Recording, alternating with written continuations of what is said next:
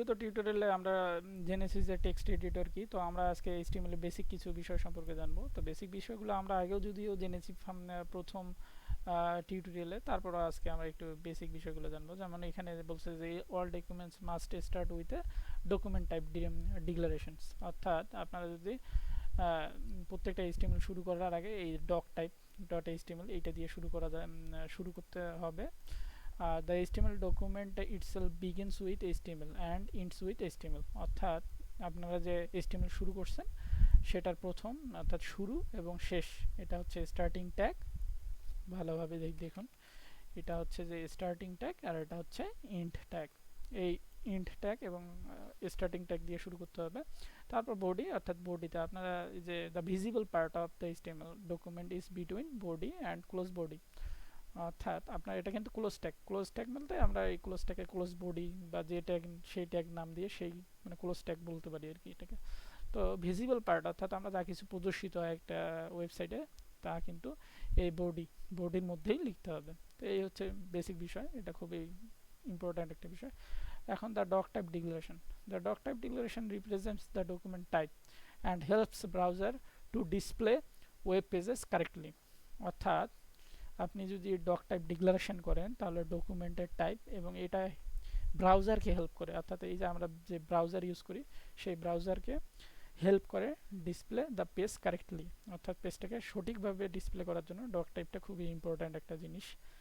It must only appear once at the top of the page before any HTML tags, এটা আপনার মানে প্রদর্শিত হয় একদম পেজের শুরুতে, ঠিক আছে। আর হচ্ছে doctype declaration not case sensitive, অর্থাৎ আপনার ছোট হাতের বড় হাতের ক্যারেক্টার দিয়ে কোনো সমস্যা নেই। Doctype declaration not case sensitive কথাটা অনেকেই বোঝে আবার অনেকেই বোঝে না।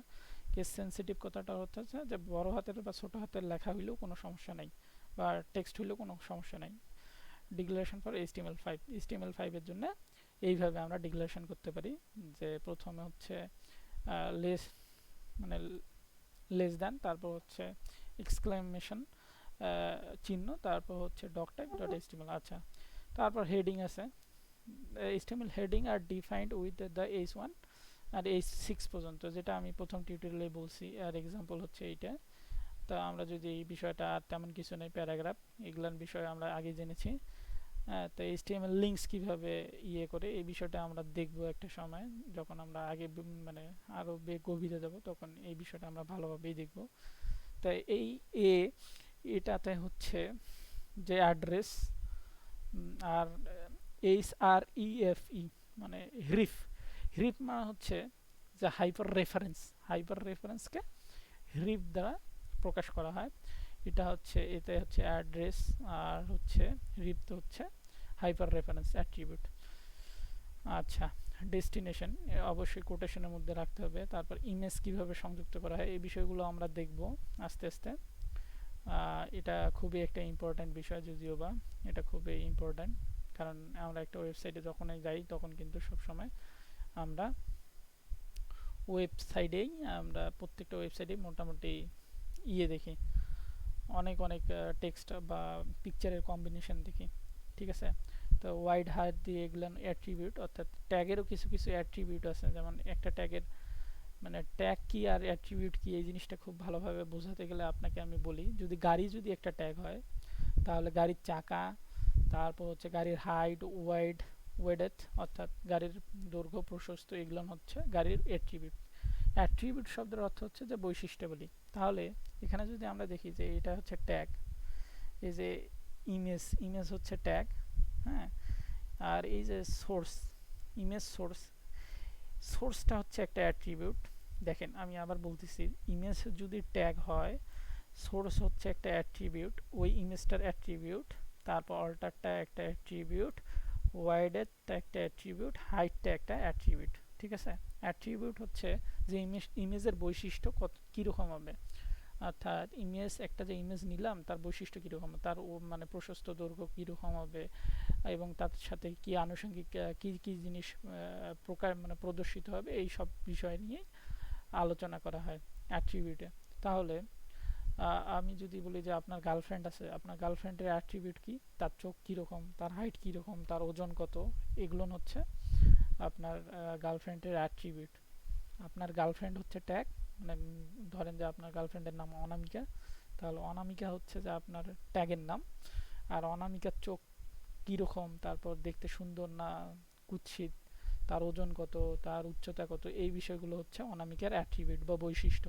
তাহলে একটা ট্যাগ থাকতে পারে, যেমন এখানে ইমেজ আছে, এটা হচ্ছে ট্যাগ, আর ট্যাগের অ্যাট্রিবিউট হচ্ছে এই যে ওয়াইডথ, হাইট, অল্টার, এগুলো হচ্ছে অ্যাট্রিবিউট। তাহলে আমি আশা করি যে আপনারা ট্যাগ কি আর অ্যাট্রিবিউট কি, ওই ট্যাগের অ্যাট্রিবিউট কি, এই বিষয়ে ভালোভাবে জানতে পারছেন। তো যাই হোক, এখন how to view HTML source এগুলো অত দেখার দরকার নেই। তো আমরা যদি আজকে এই কয়েকটা বিষয় জানি, যে হাইপার রেফারেন্স কীভাবে ইয়ে করতে হয়, আর হচ্ছে ইমেজ, এটা এখন না, এটা আমি পরে দেখাবো আপনাদের, কারণ এখন আমরা ওই পর্যন্ত যাইনি, এগুলো পরে আমরা আপনা আপনি পাবো।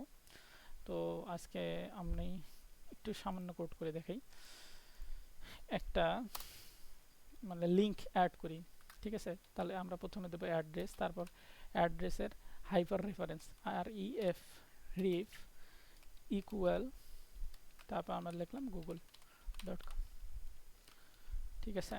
তারপর এখানে আমরা যদি লিখি গুগল, এখানে গুগল না, সাপোজ আমরা একটা এমনি যা কিছু যা ইচ্ছা লিখতে পারি, link, website link, website link, আর ক্লোজ করে দিলাম।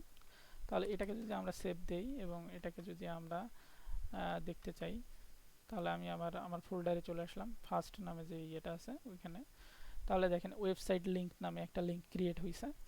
তো আপনার একটা জিনিস বিষয় লক্ষ্য করেন এই জায়গাটায়, খুবই একটা ইম্পর্টেন্ট জিনিস। আমরা দেখেন লিঙ্কটা মানে হাইপার রেফারেন্সের লিঙ্ক দিছি, আর লেখা প্রদর্শিত হচ্ছে যে ওয়েবসাইট লিঙ্ক, লেখাটা প্রদর্শিত হচ্ছে কিন্তু অর্থাৎ ট্যাগের মাঝামাঝি পর্যায়ে। অর্থাৎ আমরা যে এই অ্যাড্রেস লিঙ্কটা নিছি, মানে অ্যাড্রেস ট্যাগটা নিছি, এই অ্যাড্রেস ট্যাগটা ক্লোজ করছি, আর এই অ্যাড্রেস ট্যাগের মাঝামাঝি যা যা বিষয় মানে যা যেটা লিখছি সেটাই কিন্তু আমাদের এখানে প্রদর্শিত হয়েছে। তো আমরা যদি একটা ফটো নেই, অর্থাৎ একটা ফটো আমরা যদি ইনক্লুড করতে চাই, তাহলে আমাদের কি করতে হবে? প্রথমে আমাদের যাইতে হবে আমরা যে ফোল্ডারটাতে ক্রিয়েট করছি মানে ওয়েবসাইটটা, সেই ওয়েবসাইটের এই ফোল্ডারে যাব, গিয়ে এই ফোল্ডারে আমরা করব কি একটা ইমেজ নিয়ে আসব। তো আমি আমার একটা ইমেজ নিয়ে আসি। তো ইমেজ কোথায়, একটা ইমেজ কপি করে নিয়ে আসতে হবে আমাকে। তো এখানে আমার মেমোরি পিকচার আছে, তো এই ইমেজটাকে আমরা কপি করলাম, কপি করে এখানে পেস্ট করে দিলাম যে ফোল্ডারে আমরা ইয়ে করব। তো এখানে আমরা পিকচারটার নাম চেঞ্জ করে দিই, এটার নাম পিকচার করে দিই, পিকচার। তো এই পিকচারের প্রপার্টিসে গিয়ে আমরা দেখব যে এই পিকচারের ফরম্যাটটা কি আসলে। তো দেখেন এইখানে পিকচারের ফরম্যাট হচ্ছে জেপিই, মানে জেপিজি। তো এই ফরম্যাটের নামটা কিন্তু অবশ্যই লিখতে হবে, কারণ এটা খুবই ইম্পর্টেন্ট। তো চলুন আমরা পিকচার অ্যাড করি।